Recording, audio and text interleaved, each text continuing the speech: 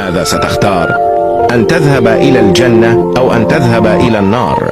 إذا تجاهلت كلامي وتريد نار انقلع من هنا. وإذا اخترت الجنة حط كل شيء، ولا تنسى متابعتي وأعد نشر هذا الفيديو لتحصل على متابعين جدد.